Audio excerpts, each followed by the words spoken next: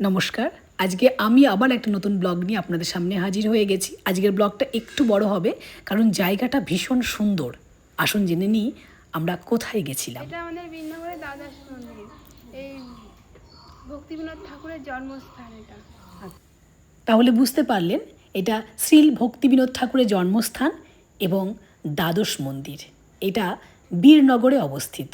আজকে আমি এই দ্বাদশ মন্দির ঘুরে দেখাবো, তার সাথে ভক্তিবিনোদ ঠাকুরের আশ্রমটিও ঘুরে দেখাবো। আপনাদের ভীষণ ভালো লাগবে, আমি কথা দিচ্ছি। আমার সাথে থাকুন, দেখতে থাকুন ভিডিওটি। আমি প্রথমেই প্রবেশ করতে চলেছি দ্বাদশ মন্দিরের ভিতরে। এই মন্দিরসমূহ নির্মাণ করেছিলেন ঈশ্বরচন্দ্র মিত্র মুস্তাফি, যিনি ভক্তিবিনোদ ঠাকুরের মাতামহ পরিবারের সদস্য ছিলেন। এই কমপ্লেক্সে মোট 12টি মন্দির রয়েছে, তাই নাম দ্বাদশ মন্দির।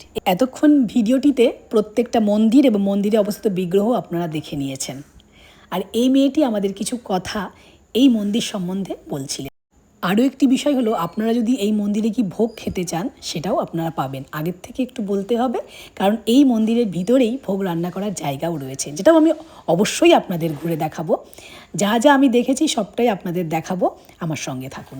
আরেকটা বিশেষ গুরুত্বপূর্ণ কথা বলি, বীরনগর যার আগের নাম ছিল উলা, এই উলাইচণ্ডী মা আপনাদের আগেই দেখিয়েছি আমি। যারা দেখেননি তারা কিন্তু আমার ওই ব্লগটা অবশ্যই দেখবেন।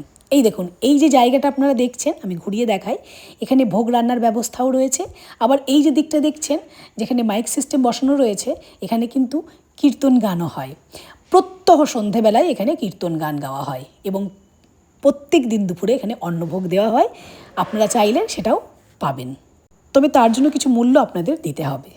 আপনারা বেশ কয়েকজন মিলে ঘুরতে গেছেন আর ভাবছেন এখানেই ভোগ খাবেন, কোনো অসুবিধা নেই। আগের থেকে নাম লিখিয়ে দেবেন, কজন আছেন, কজন খাবেন, তো তারা সমস্ত ব্যবস্থা আগের থেকে করে দেবে। তবে আগের থেকে জানিয়ে রাখতে হবে, হুট করে গিয়ে অন্নভোগ আপনারা পেয়ে যাবেন না। কিন্তু এখানে যারা থাকেন মানে প্রভুদের থাকার জন্য সুন্দর ব্যবস্থা করা রয়েছে। চারিদিকে প্রচুর ঘর রয়েছে এবং সুন্দর একটা বড় উঠোন রয়েছে। আমার এইটা খুব ভালো লেগেছে, মানে অনেক দিন পর এত বড় একটা সুন্দর উঠোন আমি দেখলাম।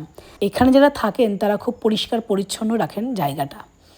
এই দেখুন, আমরা উপরে চলে এসেছি। উপরে কি আছে? উপরে রয়েছে রাধাকৃষ্ণের মন্দির এবং আরও বাঁ পাশে একটা মন্দির আছে, যেটাও এই দ্বাদশ মন্দিরের মধ্যেই পড়ে। আসুন আমরা ভগবানের দর্শন করি। এই যে মন্দিরে আসা, এখানে বসা, ভগবানের সামনে কিছুক্ষণ থাকা, এই যে কি পরম শান্তির, কি বলবো। আপনারা প্রায়ই আমার ব্লগ দেখেন আর আমি খুব বেশি মন্দির ঘুরে বেড়াই, আপনারা এটাও দেখেন।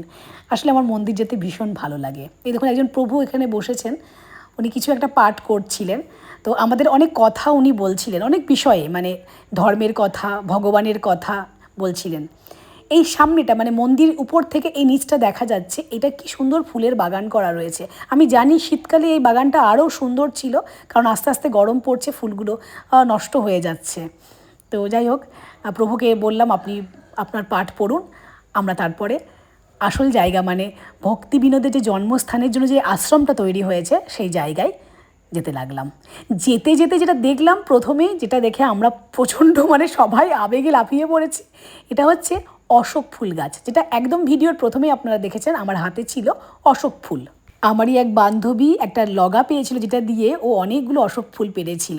আসলে সামনেই অশোক ষষ্ঠী আসছে, আপনারা অনেকেই জানেন যে অশোক ষষ্ঠীর দিন এই ফুলটার কতটা প্রয়োজন।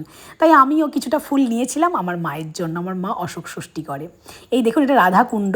রাধাকুণ্ডর থেকে উঠে আসছি এমন একটা ভিডিও আমি অলরেডি পোস্ট করেছিলাম, যেখানে অনেকেই কমেন্টস করেছেন যেটা কোন জায়গা, এত সুন্দর জায়গা। এটা ভক্তিবিনোদ ঠাকুরের জন্মস্থান। অসম্ভব রকমের সুন্দর এই প্রাকৃতিক পরিবেশ, জলে রাজহাঁস খেলা করছে এবং তারপর প্রচুর মাছ দেখলাম। এত সুন্দর মন্দির, এত সুন্দর প্রাকৃতিক পরিবেশ যদি উপভোগ করতে হয়, তাহলে একবার অন্তত আপনাকে আসতেই হবে বীরনগরের এই জায়গায়। অসংখ্য ধন্যবাদ ভিডিওটা দেখার জন্য।